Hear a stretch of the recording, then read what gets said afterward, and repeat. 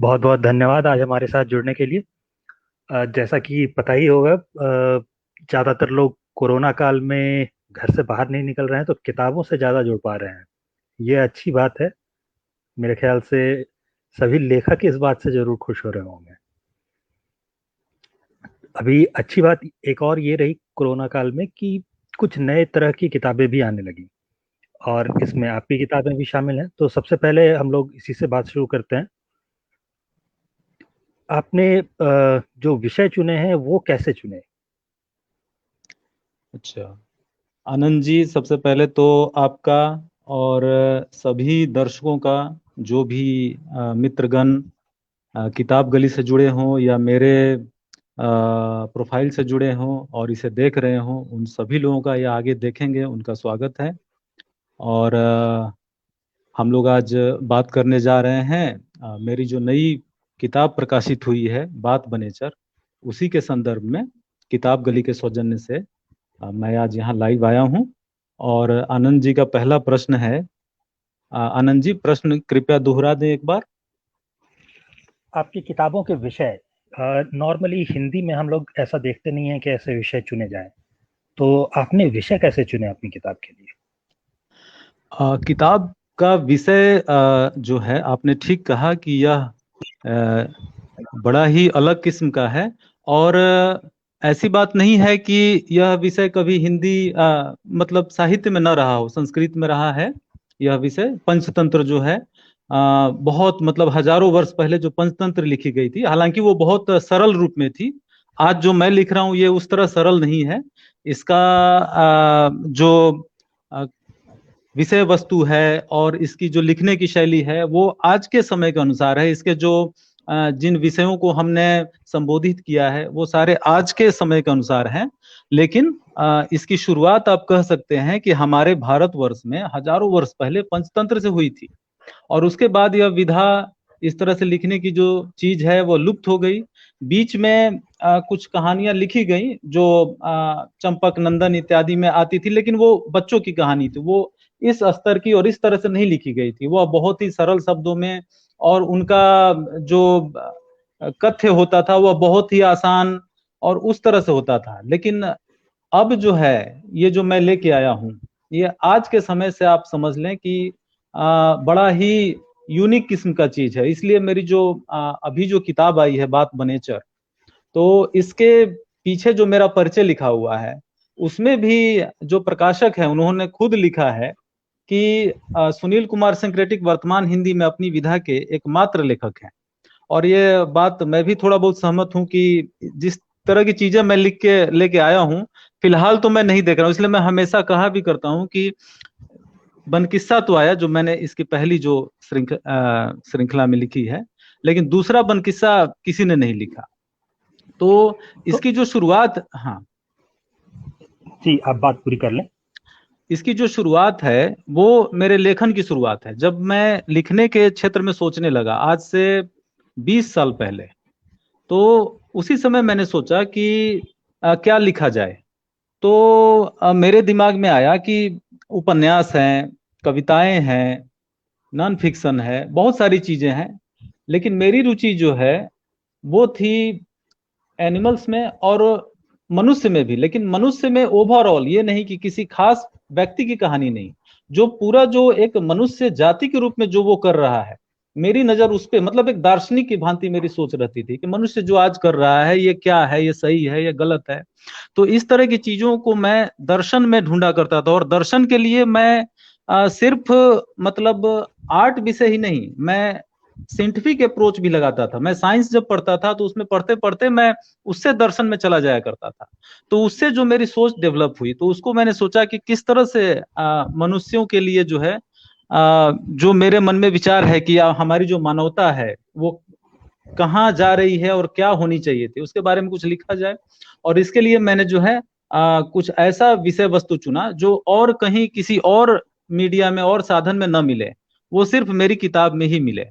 Fiction और उपन्यास, romance की कहानियां, पौराणिक कहानियां, ये तो आपको ऐसी सैकड़ों किताबें मिल जाएंगी।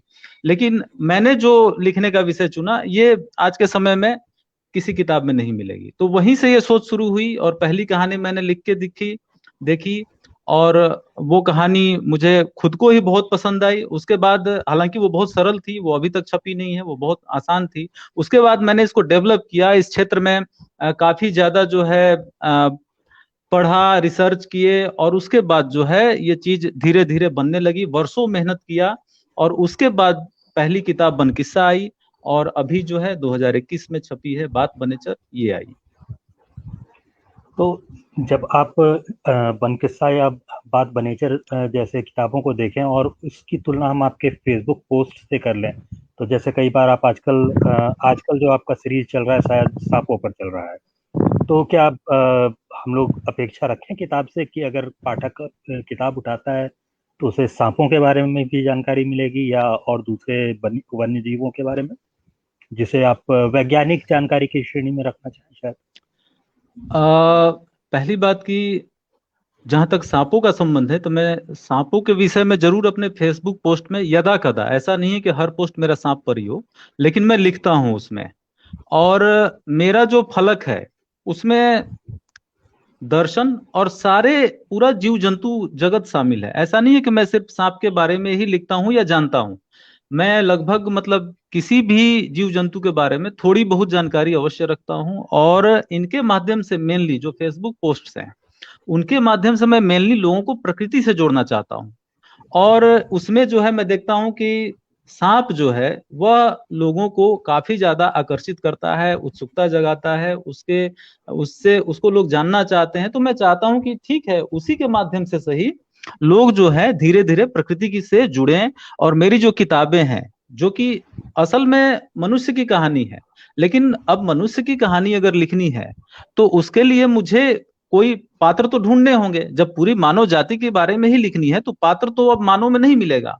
तो मैं पात्र जो है मैंने एनिमल्स से चुने, और उन एनिमल्स को चुना जो मानव के उस खास स्वभाव से, जिसको मैं अपनी कहानी में संबोधित करना चाहता हूं, उससे मेल खाता हो।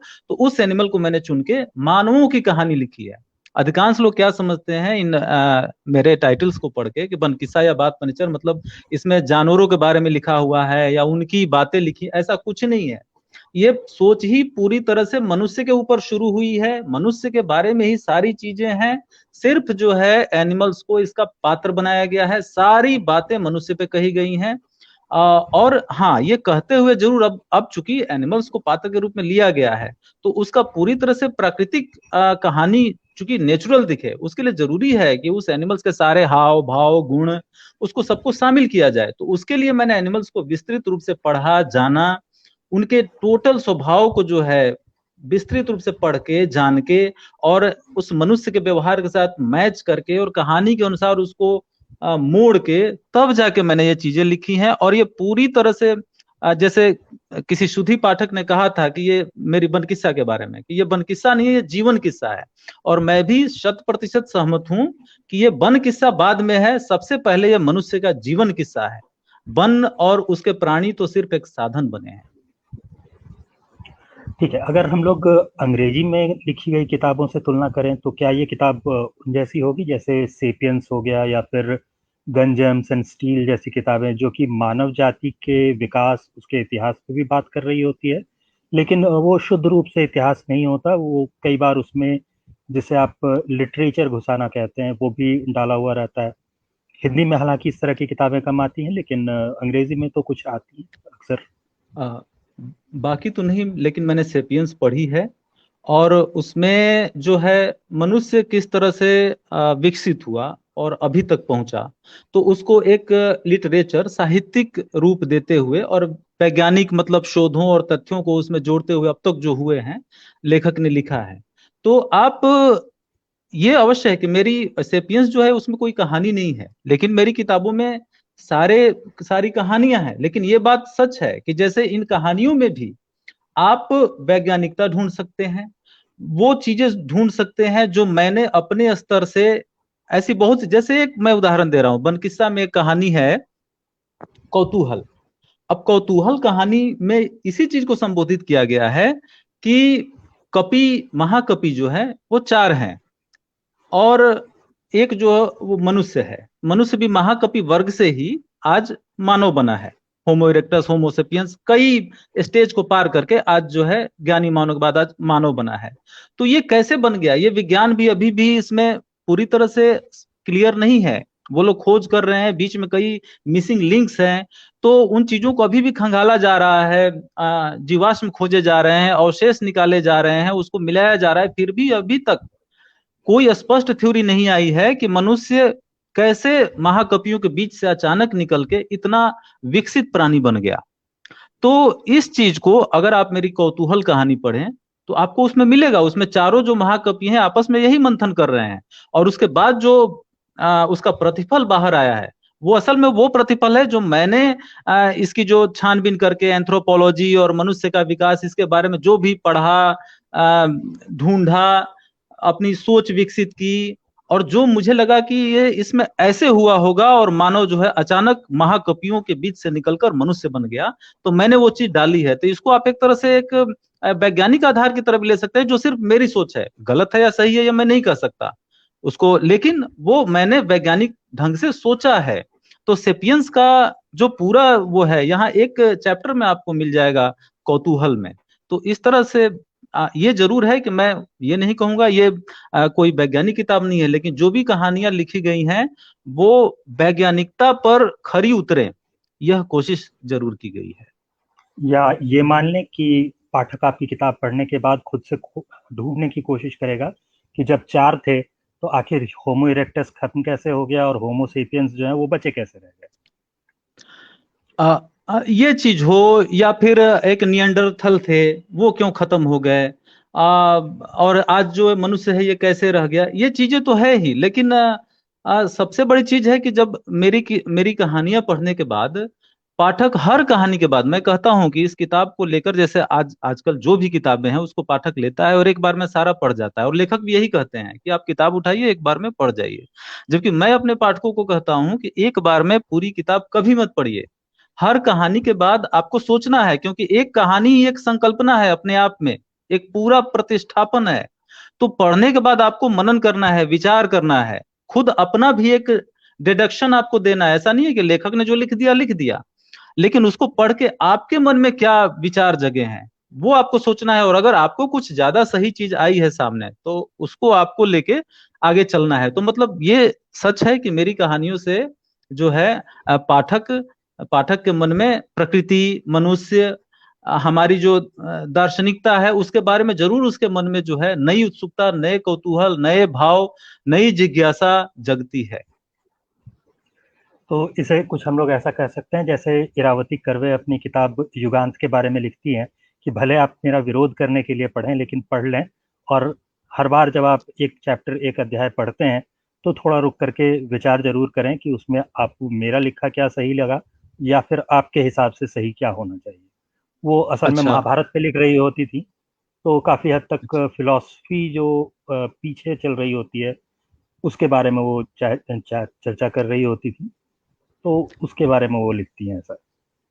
अच्छा तो क्या आनंद जी। माना जा सकता है हाँ, कि वो कुछ मिलती जुलती सी बात इस किताब के साथ भी हर चैप्टर के बाद रुक करके सोचना पड़ेगा। आनंद जी, आपने बहुत सही बात कही। हालांकि मैं उनके बारे में नहीं जानता हूं, लेकिन आपके जरिए जो मुझे जानकारी मिली तो मैं यही कहूंगा कि मैं इस मामले में विज्ञान से बहुत प्रभावित रहता हूं। और विज्ञान क्या कहता है, बाकी लिटरेचर या अन्य ग्रंथों को छोड़ दीजिए, जितने भी तरह ग्रंथ हैं, विज्ञान का क्या कहता है। विज्ञान कोई भी थ्योरी दे दे, सिद्धांत दे दे, कुछ भी प्रयोग कर ले, लेकिन कभी वो उसको अंतिम सत्य नहीं मानता है। वो कहता है कि इसमें सुधार हो सकता है, इसमें और आगे आप जांच कीजिए और भी चीजें ले आइए, उसका स्वागत है।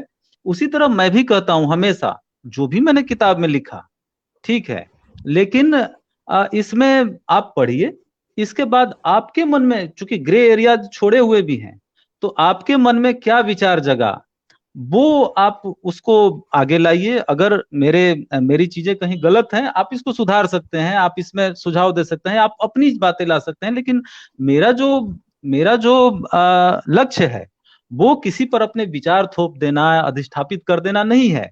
मेरा लक्ष्य सिर्फ इतना ही है कि हम मनुष्य जो हैं अपने बारे में, अपनी फिलहाल की स्थिति के बारे में, कहते हैं कि मनुष्य जो है जीव जगत का सर्वोच्च प्राणी है। लेकिन अगर आप मनुष्य के व्यवहार को आज देखें तो क्या आप कह सकते हैं कि मनुष्यता जो है ये सर्वोच्च है आज के समय में? क्या आप कह सकते हैं कि ये हम जिस तरह से भी आज रह रहे हैं और जो हमारा व्यवहार बन गया है वो सर्वोच्च किस्म का है? नहीं कह सकते हैं। तो उसमें क्या सुधार है, क्या कमियां हैं, कहाँ पे पुनरीक्षण की आवश्यकता है? तो ये सभी मित्र सोचें, सभी पाठक सोचें, यही मैं चाहता हूं। और अंत में अंतिम सत्य निकले, न कि मेरी बात को सच माना जाए। एक ट्रिगर हो, यहाँ से कहानी से एक ट्रिगर हो, और उससे जो है पाठक सोचे, और सब मिला जुला के और सबके इससे जो है एक अंत में एक सही राह निकले मानवता के लिए। ये मेरी कोशिश रहती है मेरी कहानियों से। तो ये कहा जाए कि जो तथ्य हैं वो विज्ञान का मामला है, उसे आपने शामिल किया है। साथ ही साथ दर्शन का जो सत्य की तलाश वाला मामला होता है वो भी आपने जोड़ करके और उसके लिए जगह कुछ खाली छोड़ दी है। आगे लोग और बढ़ सकें, इस पे ही शोध कर सकें, इसका मौका पूरा मिलेगा पाठक को।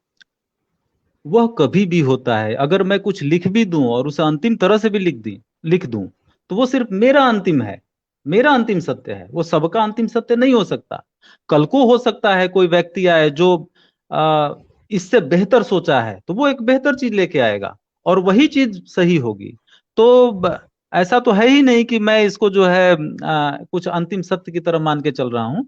हाँ, ये अवश्य है कि मुझसे जितना हो पड़ा है, जो मैंने पढ़ा लिखा जाना अब तक सारे विषयों को मिला के, और जो मेरा जो दर्शन बना, तो उसके अनुसार हमारी मानवता को क्या लाभ मिल सकता है, हमारे समाज में हमारा जो जीवन है, तो उसमें क्या मनुष्यता में जो है लाभ मिल सकता है इन कहानियों से, वो चीज मैं लेके आया हूँ। मेन मुख्यतः जो है ये कहानियां जो हैं, इसको आप तीन किस्म में बांट सकते हैं। कुछ कहानियां जो हैं वो दार्शनिक रूप से संबंधित हैं, जिसमें पूरी मानवता जो है उसका दर्शन क्या होना चाहिए उससे संबंधित है। कुछ है हमारे व्यवहार से संबंधित है, दैनंदिनी जो व्यवहार है, दैनिक जो हम व्यवहार करते हैं, उसमें जो है हम किस तरह से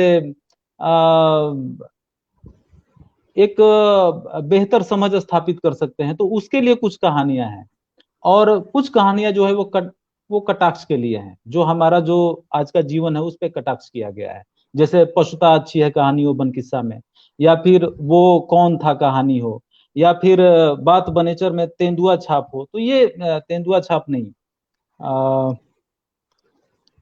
एस्केप गोट कहानी हो। तो इस तरह की जो कहानियां हैं ये कटाक्ष के लिए है। तो इस तरह से तीन वर्गों में विभाजित है। अब जैसे आप कहेंगे प्योरली दर्शन पे, जैसे कि जो बात बन किस्सा की पहली कहानी है भेड़े और मार्खो, या अंतिम कहानी है मैं कौन, तो ये कहानियां दार्शनिकता संबंधित है, या नौवादी, तो ये उनसे संबंधित है। तो इस तरह से तीन कैटेगरी में मेरी कहानियां हैं।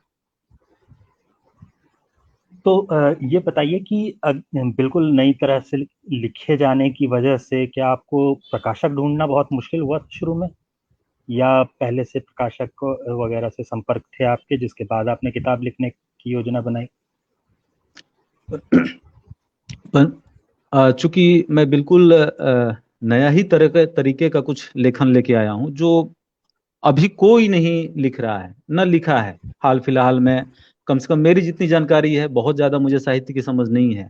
जितनी समझ है 2000 ईस्वी के बाद से मैंने हिंदी में इस तरह की कोई किताब नहीं देखी है। तो इतना तो सच है कि अब इस तरह की आप किताब लेके आएंगे तो भले वो कितनी भी अच्छी किताब हो, लेकिन प्रकाशक सबसे पहले देखता है कि उसका पाठक है कि नहीं है, उसका मार्केट है कि नहीं है। अगर मार्केट, अब आप नई चीज लेकर आए तो वो जान ही नहीं रहे कि इसका मार्केट है कि नहीं है। आज मार्केट सबसे ज्यादा किस चीज का है? आप रोमांटिक कहानियां लिखते हैं, पौराणिक लिखते हैं, ये दो चीजें, उसके बाद जासूसी, ये सब चीजें चल रही हैं। तो इस किताब में अब सबसे पहले वो प्रॉब्लम था। तो पहली किताब बन किस्सा के लिए जो है मुझे प्रकाशक ढूंढने में बहुत ज्यादा नहीं लेकिन थोड़ी सी मुश्किल आई। और प्रकाशक मिल गए हिंदुगम से, और उन्होंने किताब छापी। और उसके बाद जो है मैंने खुद अपना पाठक जो है अपनी किताब के लिए खुद धीरे धीरे डेवलप किया है। आज भी जो मैं फेसबुक पोस्ट लिख रहा हूँ, इसका एक बड़ा कारण है कि लोगों को प्रकृति से जोड़ रहा हूँ, और उस तरह से लोग, एक रीडर बेस भी तैयार हो रहा है, जो इस तरफ एक नया, जो मैं फिर से साहित्य में एक धारा फोड़ रहा हूँ। जो पहले था और अब बंद हो गया था, उसको मैं फिर से फोड़ रहा हूँ, क्योंकि हमारी हिंदी भी वैविध्यपूर्ण होनी चाहिए। बाकी भाषाओं में आप जाएं तो विविधता है, हिंदी में नहीं है। हिंदी में हम लोग सिर्फ एक दो तीन जॉनर्स में सिमट के रह गए हैं। तो एक जब मैं धारा फोड़ रहा हूं तो संघर्ष तो काफी करना पड़ रहा है, किया है। और एक धारा फूटी है, अब इसमें भी लोग जो ये जो एक प्रकृति से जोड़ के जो है मनुष्य की कहानियों को जो लिखने का है, एक धारा फूट चुका है, धीरे धीरे इसमें लोग आ रहे हैं। और उसी का नतीजा है कि जब बनकिस्सा का अगला मैंने पार्ट लिखा तो इतनी जल्दी मुझे प्रकाशक जो है पहले से ही मिल गए, खुद से ही तैयार मिल गए कि अगर आपने लिखा है तो मुझे दे दें। और ये दूसरी किताब तुरंत जो है प्रकाशन के लिए स्वीकार हो गई। चलिए, ये एक अच्छी बात रही कि अगर एक किताब प्रकाशित हो जाती है और पाठकों को पसंद आती है तो फिर दूसरी किताब के लिए उतनी ज़्यादा मुश्किल नहीं होती। हालांकि अगर हिंदी पट्टी की तरफ देखा जाए तो नई विधा को बहुत ज़्यादा या बहुत जल्दी, कम से कम नए लेखक के पास से तो बिल्कुल जगह नहीं मिलती। बहुत मुश्किल है। तो ये मुश्किल काम रहता है। अब एक पर्सनल सा सवाल, आपने अपने नाम में ये जो सिंक्रेटिक शब्द जोड़ रखा है, ये किस लिए है?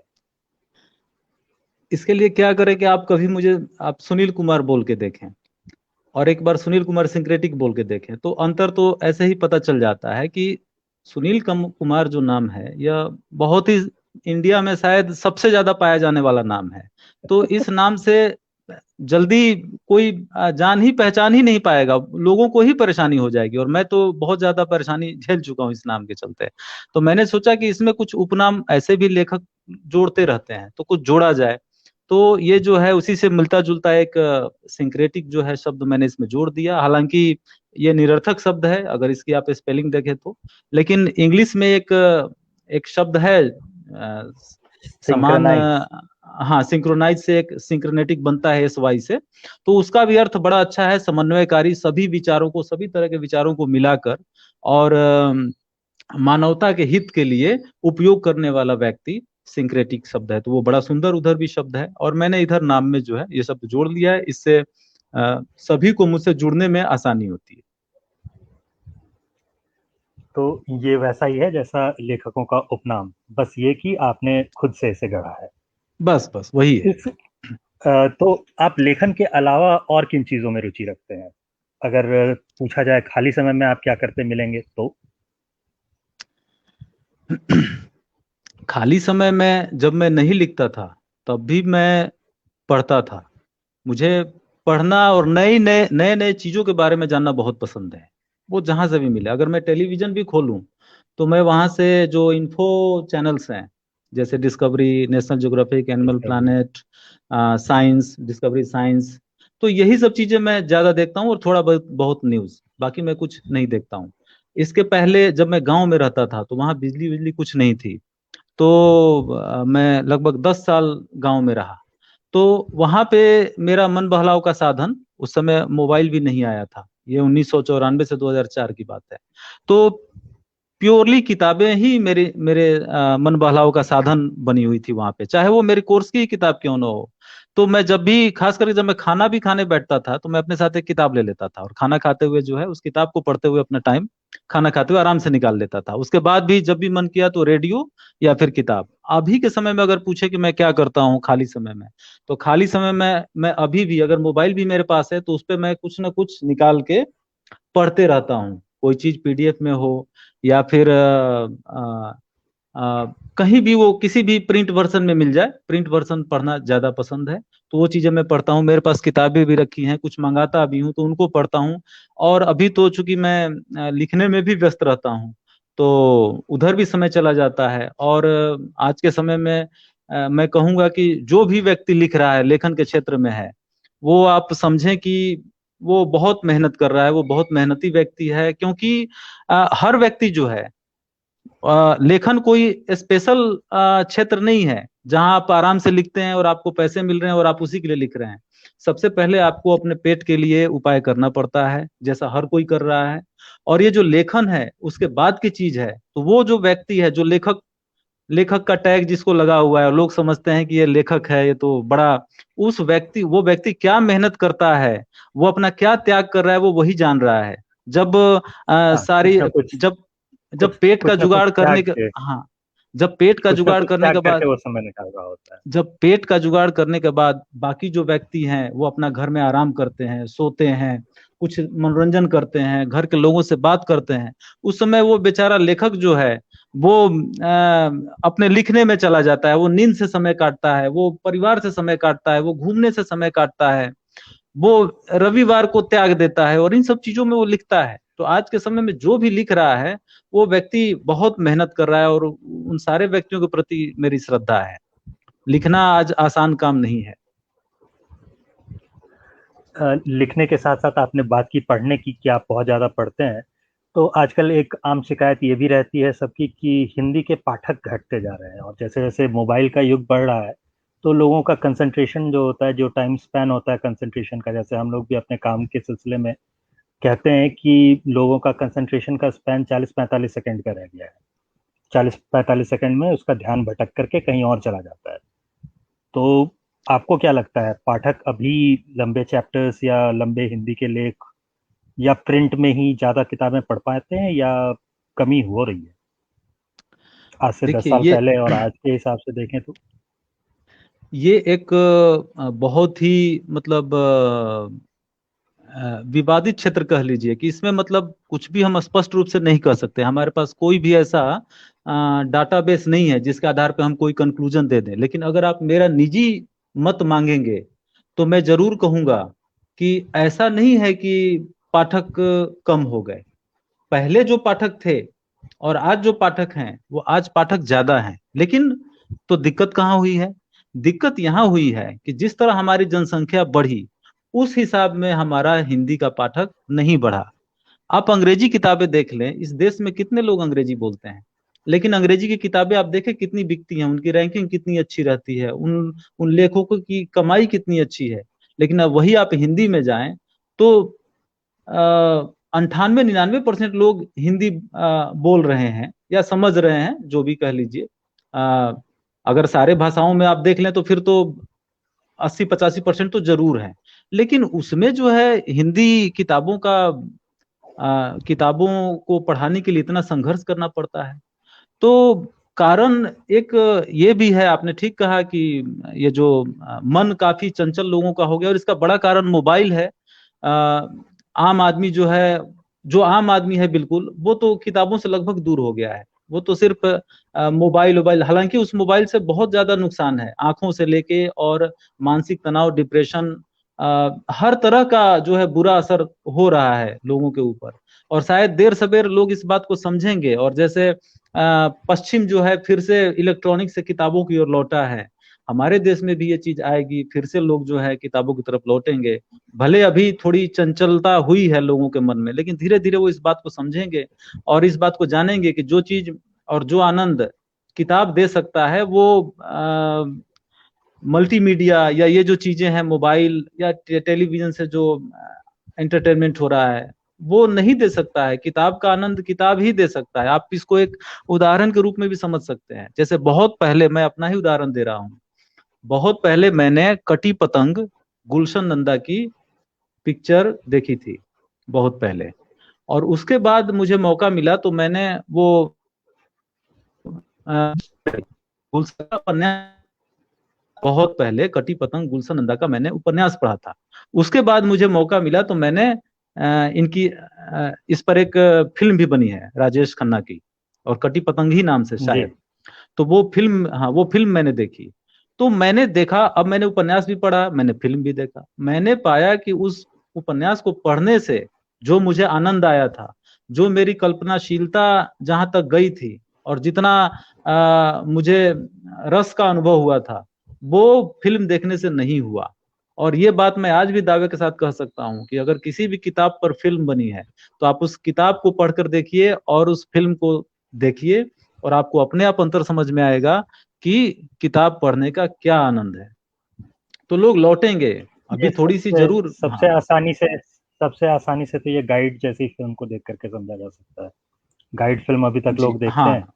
और हाँ आर के गाइड नारायण भी की है, किताब आर के उठा नारायण। करके आप देख लीजिए, जी तो अंतर तुरंत पता चल जाता है।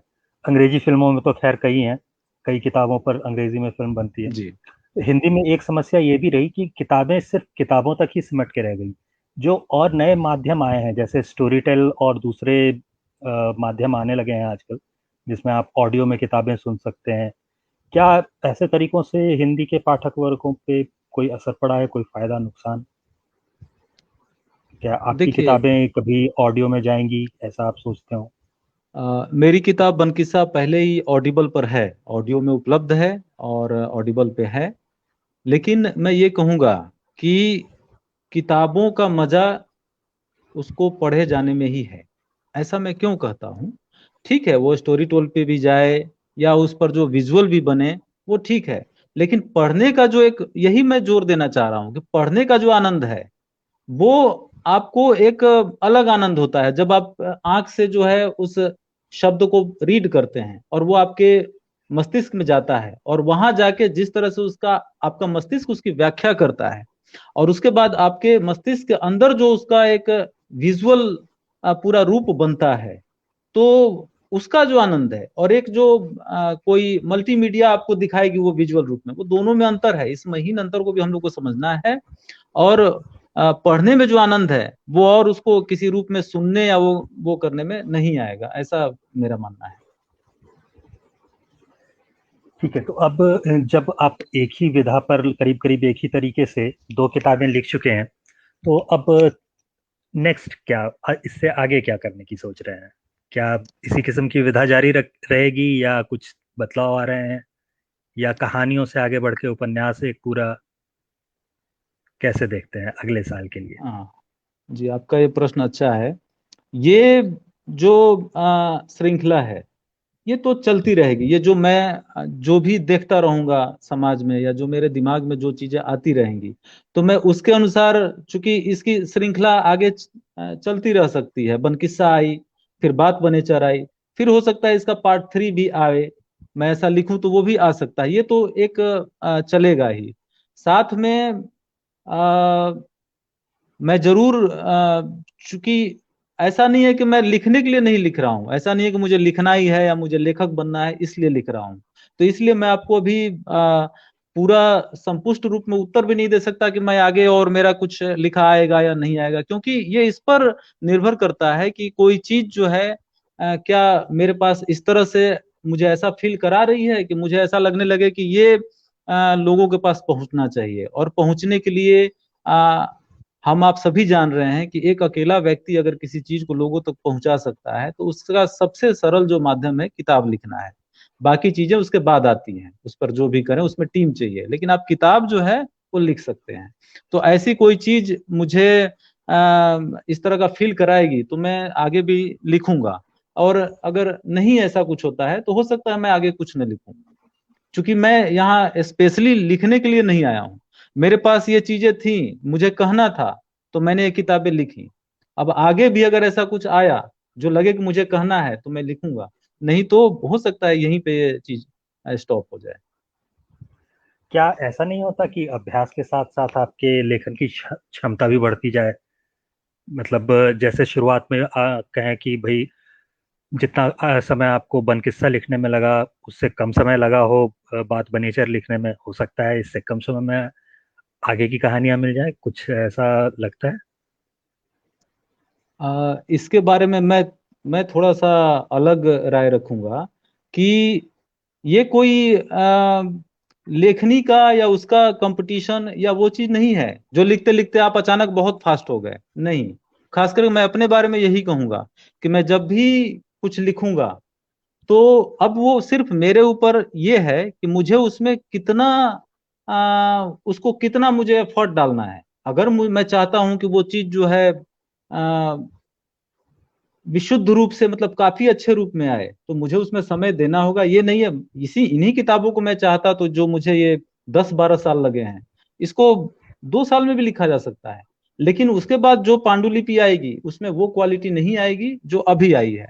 उसी तरह मैं आगे भी कहूंगा कि कोई किताब अगर लिखनी हो, तो किताब लिखने के लिए मैं 2-3 महीने में भी एक किताब लिख दूंगा। लेकिन अगर उसी किताब को मैं 1.5-2 साल लेके लिखूंगा, तो दोनों के गुणवत्ता में बिल्कुल अंतर होगा। और ये अंतर मैं चाहूंगा कि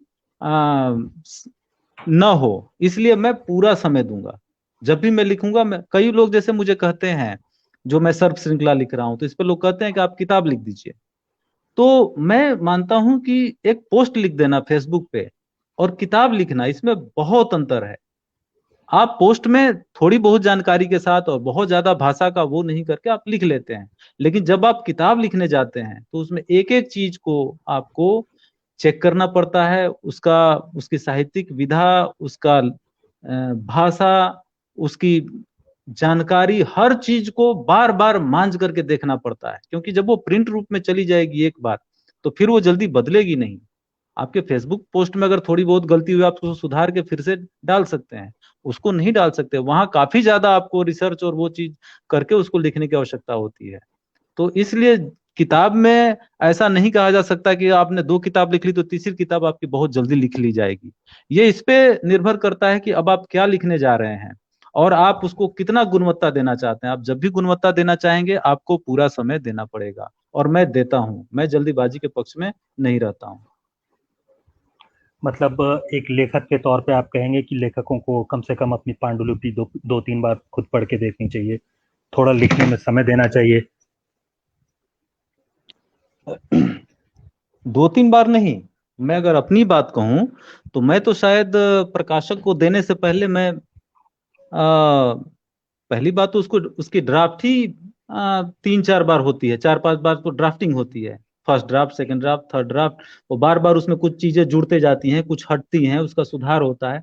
उसके बाद जब कंप्लीटली भी तैयार हो गया, तो उसके बाद मैं प्रकाशक को देने से पहले मैं कोशिश करता हूँ कि संपादक उसमें गलती ना निकाल पाए। तो उस स्तर से मैं खुद उसको चेक करता हूँ, और तब जाके, मतलब 3-4 बार देने से पहले पढ़ के, और तब मैं उसको देता हूँ। और वहां से जब वो संपादन होके आता है, उसके बाद भी प्रिंट से पहले मैं फिर एक बार उसको चेक करता हूँ।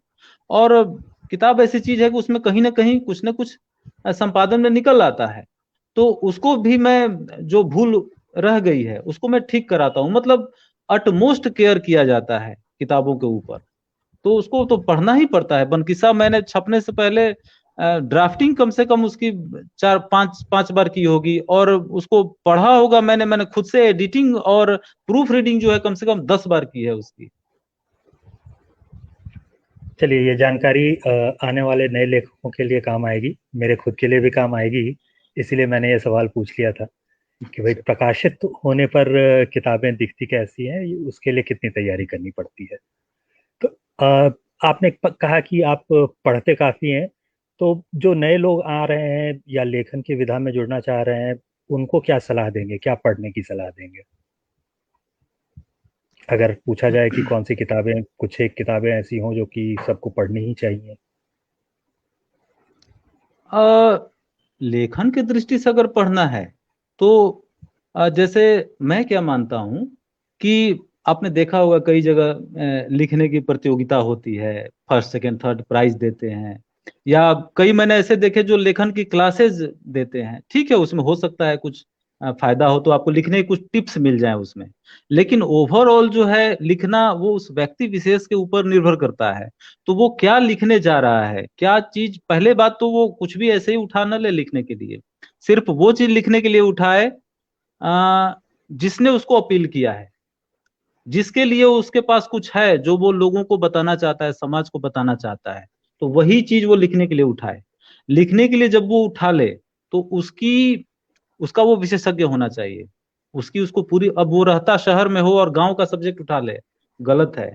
वो कितना भी कोशिश करेगा, वो कभी प्राकृतिक रूप से उसकी लेखनी में वो चीज नहीं आ सकती है। वो अपना परिवेश उठाए, जहां वो रहता है, जिसके बारे में वो अच्छी तरह से जानता है, उसको उठाए। उसके बारे में प्रैक्टिकल और थ्योरेटिकल दोनों नॉलेज ले। अगर वो गांव से जोड़ के कोई भी चीज लिख रहा है, कुछ प्रेम कहानी ही लिख रहा है, तो जलद जी ने नमस्कार किया है, उनको भी हम दोनों की तरफ से नमस्कार।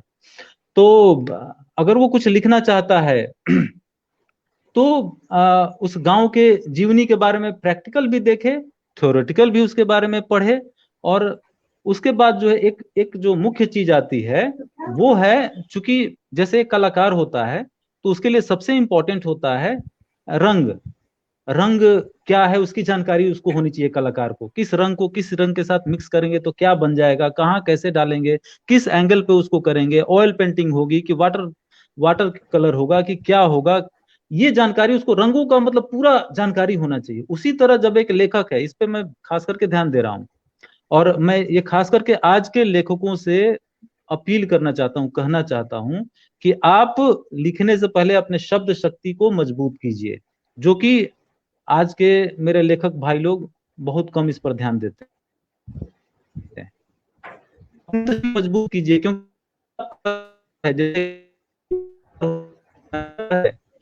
आपको जो है चित्र उकेरना है, सारी चीजें बनानी है, और उस पे कितने जिनके पास हिंदी की डिक्शनरी हो और पढ़ते होंगे, मेरे पास कम से कम 4 हिंदी की डिक्शनरियां हैं, मोटी मोटी। और जो भी लोग देखते थे तो वो जानते नहीं थे कि मैं लेखन के लिए कुछ कर रहा हूं, तो वो ऐसे ही पूछते थे कि आप ये अजीब चीज हम लोग देख रहे हैं कि आपके पास ये हिंदी टू हिंदी डिक्शनरी क्या कर रही है, आपको क्या हिंदी नहीं आती है जो आप हिंदी की डिक्शनरी रखे हैं। तो उनको अब क्या जवाब दिया जाए? आप कभी हिंदी की डिक्शनरी पढ़ें, उसमें इतने अच्छे अच्छे शब्द हैं, और इसीलिए तो आज मेरी बनकिस्सा इतनी सराही जाती है अपनी हिंदी के लिए। मैंने हिंदी शब्दों को पढ़ा, उनको आत्मसात किया, तब तो वो मेरी लेखनी में आया है। तो हमारे पास शब्द होंगे तो हम किसी भी भावना को जो है अपने लेखनी में उतार पाएंगे। तो हम अपनी शब्द शक्ति को मजबूत करें, ये आज के लेखक मित्रों से जो है मेरा अनुरोध रहेगा। तो फिलहाल हम लोगों की चर्चा जो 30 मिनट की होनी थी वो करीब करीब 45 मिनट पे पहुंच गई है। तो अगर हम लोग देख लें एक बार दर्शकों की साइड से अगर कोई सवाल आया हो, और अगर नहीं आया हो तो। अमित शर्मा जी कह रहे हैं कि बनकिस्सा और बात बनेचर के लेखक को पढ़ने के साथ सुनना भी एक बेहतरीन अनुभव है, जय जय। तो धन्यवाद उनका, उनको अच्छा लग रहा है, हमारी बातचीत अच्छी लग रही है, तो उनको उनका धन्यवाद। जी और दिवाकर राय तो जी कह रहे हैं कि सवाल बहुत बड़े। सवाल इधर नहीं दिख रहे हैं, लेकिन एक मेरे इनबॉक्स में आया हुआ सवाल है कि भाई जब किताबें लिखने में आपका इतना इतना समय चला जाता है।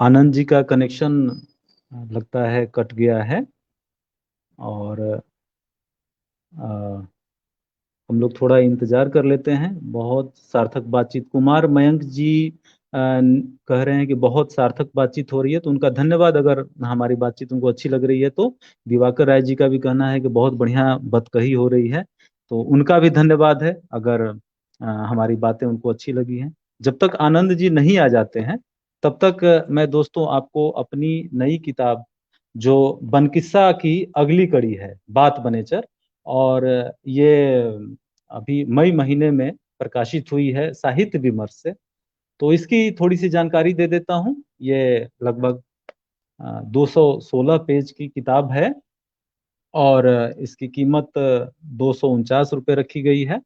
हालांकि ऑनलाइन या वेबसाइट से आप इसको मंगा सकते हैं, अमेजन से मंगा सकते हैं, और बहुत कम कीमत पर है, शायद 180 रुपए में ये आ जाती है। बहुत अच्छी किताब है। मैं लेखक हूं तो मैं तो यही कहूंगा कि बाकी आप पढ़ के बताएंगे कि अच्छी है या नहीं है, वाकई कैसी है। और इसमें जो है बनकिस्सा के बाद आगे की कहानियां हैं, लगभग 17 कहानियां हैं। आनंद जी अभी तक आए नहीं हैं, तो हम लोग इसलिए इस किताब पे अभी तक बातचीत कर रहे हैं। अगर दोस्तों आप लोगों का कोई प्रश्न हो तो वो भी आप यहाँ पे लिख सकते हैं, अ, हम लोग उसको एंटरटेन कर लेंगे। आनंद जी आ चुके हैं। ये नेटवर्क गया था। और यहाँ दरअसल काफ़ी ज़्यादा बारिश हो रही है पटना में। तो कोई आज बात नहीं। सुबह से ही इतनी ज़्यादा बारिश हो रही है कि बार बार नेटवर्क और सारा कनेक्शन वगैरह जा रहा है। तो शायद वही बीच में चला गया था 1 मिनट के लिए। खैर, मेरे ख्याल से आपने इतनी देर में किताबों के बारे में बता दिया अपनी। जी हाँ, मैंने संभाल रखा था। बहुत बहुत धन्यवाद। तो चलिए, मेरा आखिरी सवाल ये था आपकी किताब के बारे में, कि ये किताब जब आपने मतलब एक बार निकाल दी, और आपकी ये किताब मतलब एक विषय या एक विधा आपकी पूरी हो जाती है, तो क्या आप और भी विधाओं के बारे में सोचते हैं, या किसी दूसरी विधा के साथ आप आना चाहेंगे? बिल्कुल बिल्कुल। बल्कि मैं तो ऐसा नहीं है कि मैं लिख रहा हूँ अभी बन किस्सा या बात बनेचर या इस तरह की चीजें मैं लिख रहा हूँ तो मैं ये कहूंगा कि यही चीजें सही हैं, बाकी जो लिखी जा रही है नहीं। हम मेरा सिर्फ ये कहना है कि मैंने हिंदी में एक और नई धारा जो है फोड़ी है, लेकिन इसके साथ ही जो धाराएं चल रही हैं वो भी अच्छी हैं, और हमें और ज्यादा बहुमुखी होना है। अगर कोई और नया लेखक मित्र आए और इसमें एक नई चीज, जैसे विज्ञान गल्प है जो हमारे पास बहुत कम है, तो उसमें आए। मैं भी हो सकता हूँ भविष्य में ऐसा कुछ लिखूं, क्योंकि मैं विज्ञान से बहुत ज्यादा जुड़ा हुआ हूँ। और मेरी जो दार्शनिकता है, जो मैं सोचता भी हूँ, तो हालांकि उसमें मैं सारी चीजों को शामिल करता हूँ, लेकिन मैं कभी उसमें विज्ञान को नजरअंदाज नहीं करता। मैं उसके माध्यम से ही चीजों को पता करने की कोशिश करता हूँ कि ये चीजें क्यों हैं और इनका क्या उद्देश्य है, क्या कारण है। इन चीजों का मैं उसी के माध्यम से पता करता हूँ। तो नई धारा में मैं भी हो सकता है कुछ लिखूं, जैसा कि मैंने पहले कहा भी कि अगर कुछ मुझे अपील करेगी तो वो जिस भी धारा में होगी, रोमांटिक में हो या माइथोलॉजिकल में हो, जासूसी तो नहीं, वहां तो उसमें मेरी क्षमता नहीं है, तो मैं उधर नहीं जा पाऊंगा। दार्शनिक या विज्ञान गल्प या प्रकृति से ही जुड़ा और कुछ चीज, या हो सकता है कल को सांपों पर ही कुछ, जिसमें मैं लोगों को अभी जागरूक कर रहा हूँ, बता रहा हूँ। या और एनिमल्स हैं, बहुत सारे ऐसे एनिमल्स हैं जो अजीबोगरीब हैं और उनसे हम मनुष्य सीख ले सकते हैं, तो उनके बारे में भी। तो इस तरह से अभी है, स्कोप बहुत है, और उसमें हम भी लिखेंगे, हमारे सारे लेखक मित्र भी लगे हुए हैं, सब लोग लिख रहे हैं, और एक हिंदी में एक बहुत अच्छा माहौल बन रहा है, मुझे बहुत खुशी भी होती है। शायद इसका एक कारण ये भी रहा होगा कि विज्ञान से पढ़ाई करने वाले लोग लेखन से उतना जुड़े नहीं रहे थे अब तक। ज्यादातर लोग जो आते थे लेखन के क्षेत्र में, वो लोग हिंदी या अंग्रेजी लिटरेचर से पढ़ाई करके आ रहे आ, होते थे। नहीं आनंद जी, आज का जो समय है, बल्कि आप देख लें तो अधिकांश लोग जो है, बहुत सारे लोग जो है इंजीनियरिंग फैकल्टी से इधर लेखन के क्षेत्र में आए हुए हैं। और जैसे वो इंग्लिश में आप ले लें चेतन भगत, या हिंदी में भी हैं चेतन हमारे भगत मित्रगण। चेतन भगत के हाँ वक्त से तो ये दौर ही लगभग शुरू हो गया है। हाँ हाँ, सभी तो लोग इधर की ही इंजीनियरिंग बात के है। बाद लेखन में आते जा रहे हैं। हाँ, या फिर वो सिविल सर्विस में जा रहे हैं, उधर भी काफी लोग जा रहे हैं इंजीनियरिंग क्षेत्र से। जलज जलज जी का एक मिश्रा। हाँ निवेदन आ रहा है बार बार। सर, किताब का कुछ अंश पाठ अगर संभव हो तो पढ़ा जाए। हाँ, तो जरूर जरूर, आप, बिल्कुल मेरे मैं ख्याल से, बात बनेचर ही शायद उठाना चाहेंगे आप। जी बिल्कुल, मैं बात बनेचर की ही एक कहानी पढ़ के थोड़ा सा उसको सुनाता हूँ। बिल का चूहा। बिल का चूहा कहानी है, और इसको मैं थोड़ा सा पढ़ के एक छोटा सा अंश अपने पाठकों को सुनाता हूँ। बहुत सुंदर कहानी है। धरती के वक्ष में एक बड़ा गहरा गड्ढा था। शायद कभी यहाँ से धरती ने अपने कोख का लावा उगला हो, या फिर इसमें चूने का पत्थर भरा था जो बाद में पानी के साथ घुलकर बह गया हो। गड्ढा 100 फीट से भी ज्यादा गहरा था। ऊपर से देखने पर यह जंगल के बीचों बीच एक अंधेरे कुएं की भांति दिखता था। गड्ढे के नम भुरभुरे पेंद में बिल बनाकर एक चूहा रहता था। वो पेंदे की अंधेरी दुनिया में मुंह छुपाकर आराम से बैठा रहता। गड्ढे के अस्थावर पेंदे के विपरीत छोर पर सेमल के दोलायमान शिखाग्र हमेशा झूमते रहते। एक दिन एक उड़न गिलहरी गड्ढे में गिर पड़ी। शरीर लहू से लथपथ था, मुंह से रक्त के फव्वारे छूट रहे थे। अगले पैरों से पिछले पैरों तक फैली पैरासूट जैसी हवा में ग्लाइड करने वाली खाल की झिल्ली फटकर तार तार हो चुकी थी। पसलियां हजार जगह से चटकी थी। वो जमीन पर बड़े जोर से गिरी थी। भद से गिरने की धमक से पहले तो चूहा डरा, मुंह को दोनों हाथ से ढककर छिप गया। फिर अपनी भीरुता भरी आंखों से नजर बचाकर देखने लगा। जब उसे यकीन हो गया कि आसमान से गिरी चीज उसे नुकसान नहीं पहुंचा सकती, तब वो बाहर निकल आया। उड़न गिलहरी जमीन पर पड़ी आखिरी हुचकियां भर रही थी।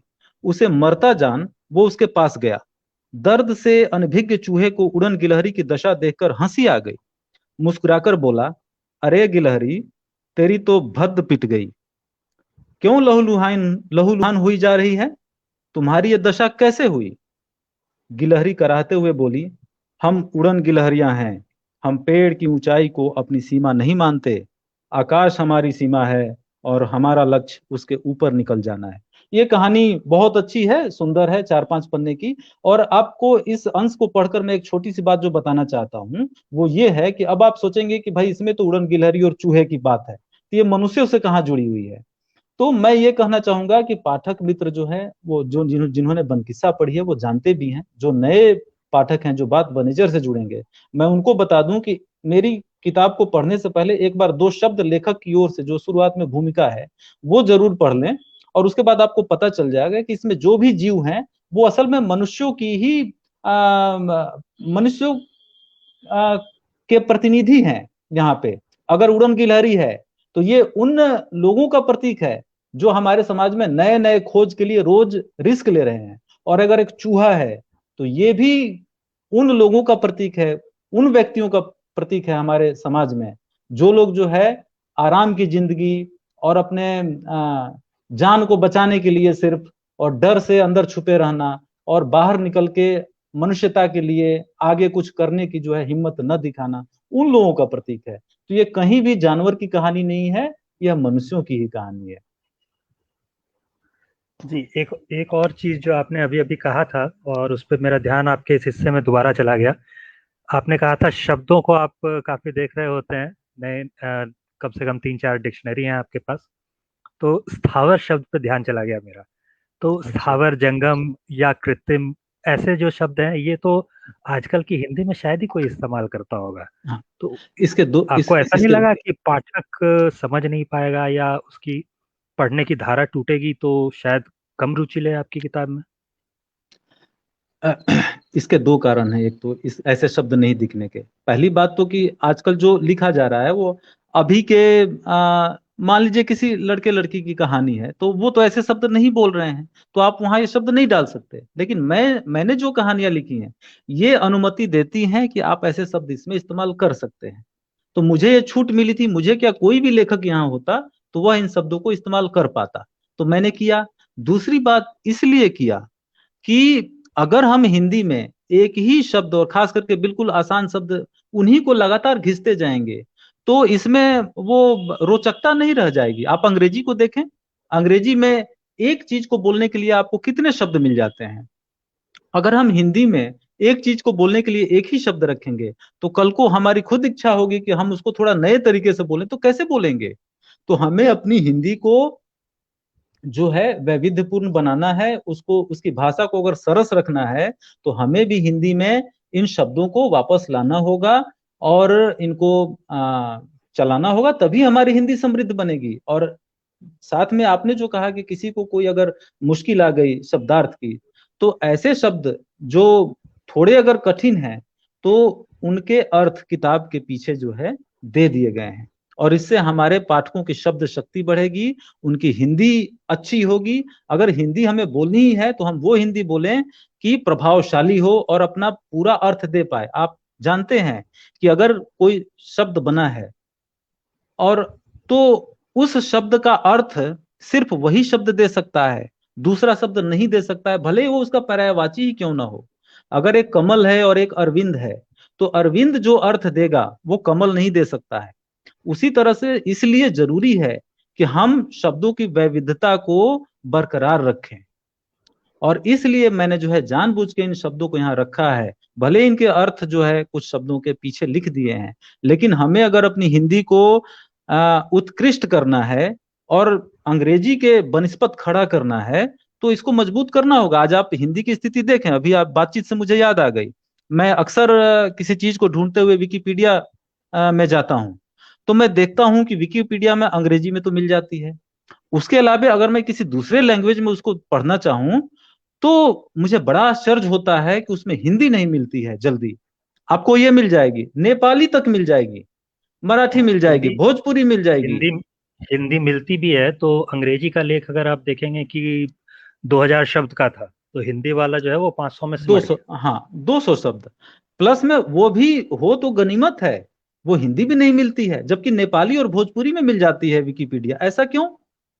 हम आप इसी से समझ लें कि हम लोग सिर्फ जो है बातें कर रहे हैं, हम काम नहीं कर रहे हैं। और हम लोगों को हिंदी में काम करना पड़ेगा, खास करके लेखकों को। आप इस तरह से सरलता के पीछे जाएंगे, हिंदी नहीं बचेगी। पता चलेगा कि एक दिन हिंदी में अगर आपने एक पैराग्राफ लिखा है और 500 शब्दों का पैराग्राफ है तो आपके उस पैराग्राफ में 500 में 400 अंग्रेजी के शब्द हैं और 100 हिंदी के शब्द हैं। और जब बहुमत अंग्रेजी की आ जाएगी तो फिर आपकी हिंदी कहाँ रहेगी। तो हमें इस पॉइंट पे जो है, मैं खरी खरी बातें कर रहा हूं, मैं उसमें कुछ भी लाग लपेट करके नहीं कहूंगा, क्योंकि मैं कोई साहित्यिक व्यक्ति नहीं हूं, मैं कोई लेखक भी नहीं हूं, मैं ऐसा मानता हूं मैं कोई लेखक भी नहीं हूं, तो इसलिए मुझे कुछ भी बोलने में कोई हिचक नहीं है। जो बात मुझे सच लग रही है मैं उसको बोलूंगा कि आप आज की हिंदी के साथ बह मत जाए, इस इंग्लिश के साथ, इसको हिंदी ना कहे, इस इंग्लिश के साथ बह मत, वरना हिंदी इसमें कुछ नहीं बचेगा, सिर्फ इंग्लिश रह जाएगी। तो हमें अपनी हिंदी को बचाना है, तो इन शब्दों को स्थान देना है और इनकी विविधता को और ज्यादा से ज्यादा प्रयोग करना है, न सिर्फ किताब में बल्कि आम बोलचाल में भी लाना है। जी। तो हम लोगों को बातें करते करते अब और काफ़ी वक्त हो गया है, तो हम चाहेंगे कि चर्चा को अब यहीं विराम दिया जाए। लेकिन एक बार आपकी किताबें उठाकर दिखा दें ताकि पाठक एक बार फिर से याद कर सकें कि एक किताब बात ब नेचर जो अभी हाल में आई है, और दूसरी बन किस्सा जो उनकी पुरानी किताब है। हम चाहेंगे कि पाठक का एक हिस्सा तो देख चुके हैं बात ब नेचर का कि कैसी कहानियां हैं। हम चाहेंगे कि आप किताबें जरूर पढ़ें, और फिर हम लोग ऐसी चर्चाओं में दोबारा मिलते रहेंगे सर। तो फिलहाल के लिए आज्ञा दें। धन्यवाद आनंद जी आपका, और आपकी गीतायन किताब के लिए भी मेरी शुभकामना है, और हर्फ प्रकाशन को भी जो है मेरी शुभकामना है, जो जिन्होंने साहित्य के क्षेत्र में जो है काफी वो भी प्रयास कर रहे हैं, अच्छे लेखकों को, अच्छी किताबों को सामने ला रहे हैं, तो उनका भी मेरी तरफ से साधुवाद रहेगा। और आपका भी धन्यवाद, और सभी सुनने वालों को जिन्होंने अपना इतना कीमती समय मेरे जैसे तुच्छ व्यक्ति की बातों को सुनने के लिए दिया है, तो उनका भी बहुत बहुत दिल से अभिवादन है मेरा। जी। सभी पाठकों का भी धन्यवाद, और सभी श्रोताओं का भी धन्यवाद। नमस्कार। नमस्ते।